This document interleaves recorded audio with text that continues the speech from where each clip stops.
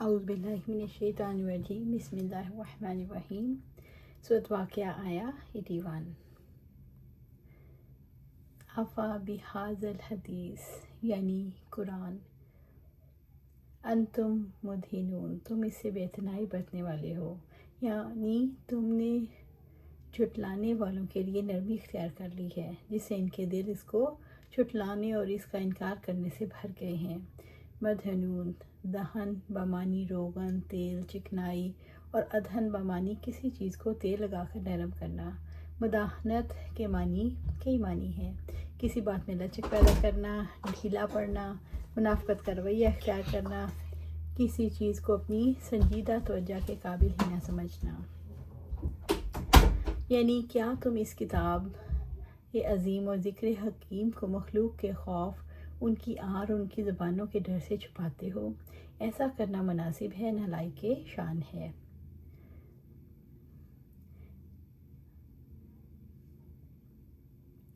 سورۃ واقعہ آیا 82۔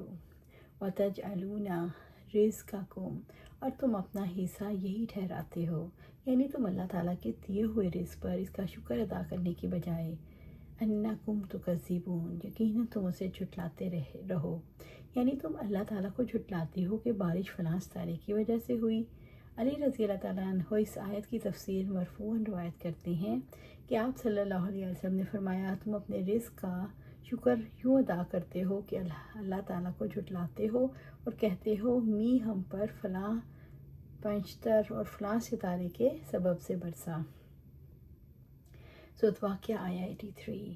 فَلَوْلَا إِذَا بَلَغَتِ الْحُلْقُومَ پھر کیوں نہیں جب جان حلق تک پہنچ جاتی ہے، پھر کیوں نہیں یعنی ایک شخص جو اپنی زندگی کے اختتام کو پہنچ گیا، سکرات کا عالم ہے، آخری سانسیں ہیں، روح حلق تک آ پہنچی، ارد گرد سب بیٹھے حسرت سے دیکھ رہے ہیں، جیسا کہ فرمایا ہرگز نہیں جب جان ہنسلیوں تک پہنچ جائے گی اور کہا جائے گا کون ہے دم کرنے والا، اور وہ یقین کرے گا کہ یقیناً اب جدائی کا وقت ہے اور پنڈلی سے پنڈلی جڑ جائے گی، اس وقت تیرے رب کی طرف روانگی ہے۔ سورۃ قیامہ۔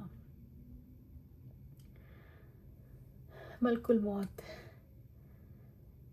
سبحان اللہ سبحان اللہ۔ ایسے فرشتے جو روشن چہرے والے فرشتے، جن کے چہرے سورج کی طرح روشن ہوتے ہیں، ان کے پاس جنت کا کفن اور جنت کی حنوط ہوتی ہے، تا حد نکاح بیٹھ جاتے ہیں۔ پھر ملک الموت آ کر ان کے سرہانے بیٹھ جاتا ہے اور کہتا ہے نفس مطمئنہ اللہ تعالیٰ کی مغفرت اور خوشنودی کی طرف چل، چنانچہ اس کی روح اس کی طرف بہہ نکل جاتی ہے۔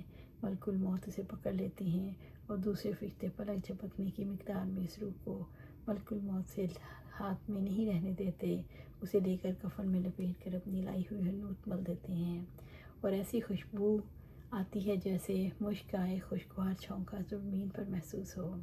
اللہ سبحانہ تعالیٰ ہمیں بھی ایسے لوگوں میں شامل فرما۔ اور جب کوئی کافر شخص دنیا سے رخصت ہوتا ہے، جانے کے قریب ہوتا ہے، تو سیاہ چہرے والے فرشتے اترتے ہیں، اس کے پاس ٹاٹ ہوتے ہیں، تا حد نکاح بیٹھ جاتے ہیں۔ پھر ملک الموت آ کر اس کے سرہانے بیٹھ جاتے ہیں اور کہتے ہیں نفس خبیثہ اللہ کی ناراضگی اور غصے کی طرف چل۔ یہ سن کر اس کی روح جسم میں دوڑنے لگتی ہے اور ملک الموت اسے جسم سے اس طرح کھینچتے ہیں جیسے گیلی اون سیخ کھینچی ہوتی ہے، اور اسے پکڑ لیتے ہیں۔ فرشتے ایک پلک جھپکنے کی مقدار میں اسے ہاتھ سے چھوڑتے ہیں اور اسٹارٹ میں لپیٹتے ہیں، اور اس سے مردار کی بدبو آتی ہے اور ایک ناخوشگوار بدبودار چھونکا آتا ہے۔ اللہ سبحانہ تعالیٰ ہمیں اس سے بچائے۔ سورۃ واقعہ آیا 84۔ وَأَنْتُمْ حِينَئِذٍ تَنظُرُونَ اور تم اس وقت دیکھ رہے ہوتے ہو، یعنی موت کے وقت تم اپنے مریض کے پاس بیٹھے سکرات موت کو دیکھ رہے ہوتے ہو، یعنی تم اس وقت اللہ تعالیٰ کے اختیار، اس کے حکم اور اس کی بادشاہت کو میت میں دیکھ رہے ہوتے ہو۔ سورۃ واقعہ آیا 85۔ وَنَحْنُ أَقْرَبُ إِلَيْهِ مِنْكُمْ اور ہم تم سے زیادہ اس کے قریب ہوتے ہیں، یعنی ہم اپنے فرشتوں اور اپنے علم اور اپنی قدرت کے ذریعے تم سے زیادہ مرنے والے کے قریب ہیں۔ وَلَكِنْ لَا تُبْصِرُونَ لیکن تم نہیں دیکھ سکتے، لیکن تم فرشتوں کو نہیں دیکھ سکتے۔ اللہ تعالیٰ اپنے علم کے اعتبار سے مرنے والے کے قریب ہوتے ہیں، یہاں آ کر انسان کے علم اور قدرت کی حدود ختم ہو جاتی ہیں، جھگڑا ختم ہو جاتا ہے، اور انسان زبان حال سے اعتراف کرتا ہے کہ وہ اللہ تعالیٰ محدود قوت کا مالک ہے۔ سورۃ انعام میں اللہ سبحانہ تعالیٰ فرماتے ہیں، اور وہ اپنے بندوں پر غالب ہے اور وہ تم پر نگہبان بھیجتا ہے، یہاں تک کہ جب تم میں سے کسی ایک پر موت آتی ہے، ہمارے بھیجے ہوئے فرشتے اس کو قبض کر لیتے ہیں، اور وہ ذرا کوتاہی نہیں کرتے، پھر وہ اللہ تعالیٰ کی طرف لوٹائے جاتے ہیں جو ان کا حقیقی مالک ہے۔ سن لو، حکم اسی کا ہے، اور سب حساب لینے والوں سے زیادہ جلد حساب لینے والا ہے۔ سورۃ واقعہ آیا 86۔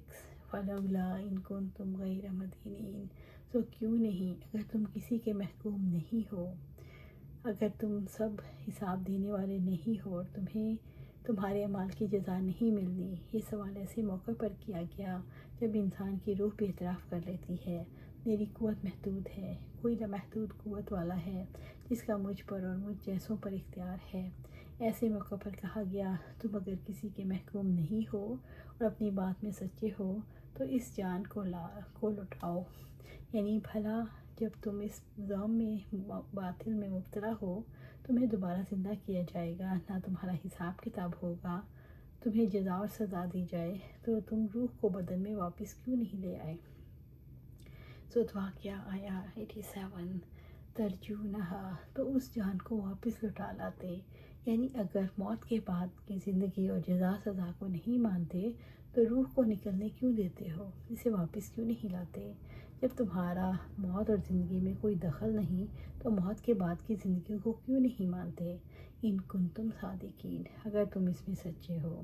موت کے وقت تم سچائی کے تجربے سے گزرتے ہو، میت کا مشاہدہ تمہیں یقین دلاتا ہے، اس بدن میں روح ڈالنے والا اللہ ہے اور اپنے حکم سے اسے نکلوا رہا ہے، تمہیں اپنی بے بسی کا یقین بھی آ جاتا ہے، تو پھر محمد صلی اللہ علیہ وسلم جو کچھ لے کر آئے ہیں اسے مان کیوں نہیں لیتے؟ اس کا اقرار کر لو، اگر نہیں مانو گے تو دیکھ لو، ایسے ہی تم نے بھی اپنے رب کے پاس چلے جانا ہے، پھر سوچو تمہارا کیا انجام ہوگا۔ اللہ اکبر۔ اللہ سبحانہ تعالیٰ ہم مانتے ہیں، اللہ سبحانہ تعالیٰ ہم مانتے ہیں، ہم آپ کا ہر حکم مانتے ہیں۔ سورۃ واقعہ آیا 88۔ فَأَمَّا إِن كَانَ مِنَ الْمُقَرَّبِينَ، پھر اگر وہ مقربین میں سے ہیں۔ اللہ رب العزت نے اس سورت کے آغاز میں جن 3 گروہوں کا ذکر فرمایا تو آخر میں موت کے وقت کا ذکر کیا جب بندہ اپنے انجام کو پہنچتا ہے، اس وقت کیا کیفیت ہوگی۔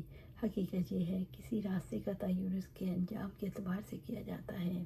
رب العزت نے فرمایا، اگر مرنے والا مقرب بندوں میں سے ہوگا، یعنی اپنی زندگی میں واجبات و مستحجاب پر عمل کرتا ہوگا، حرام اور مکروہ اور بے فائدہ مباحثات سے بچنے والا ہوگا، اللہ تعالیٰ کی قرب کے راستوں میں سے پہلا راستہ واجبات کا ہے، پھر مستحجبات کا، اور قرب کے لیے حرام اور مکروہات اور بے فائدہ کاموں سے اجتناب ضروری ہے۔ سورۃ واقعہ آیا 89۔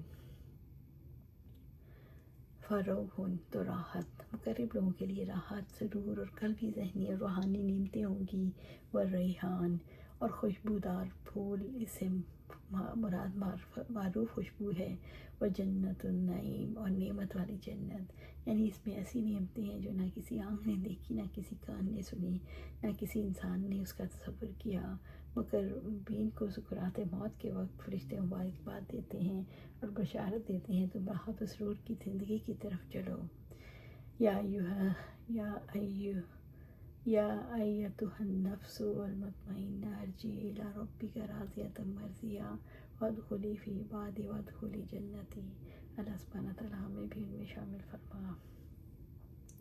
اسی طرح اللہ سبحانہ تعالیٰ سورۃ حامیم سجدہ میں فرماتے ہیں، یقیناً جن لوگوں نے کہا اللہ ہمارا رب ہے، پھر وہ ثابت قدم رہے، ان پر فرشتے اترتے ہیں کہ نہ ڈرو اور نہ غم کرو، اس جنت کی بشارت سے خوش ہو جاؤ جس کا تم سے وعدہ کیا جاتا ہے، ہم دنیا کی زندگی میں بھی تمہارے ساتھی ہیں اور آخرت میں بھی تمہارے لیے ہیں، وہ ہیں جو تمہارا دل چاہے، اگر تمہارے لیے اس نے وہ کچھ ہے جو تم طلب کرو گے، بے حد بخشنے والے، بے حد رحم کرنے والے کی جناب سے مہمان نوازی کے طور پر۔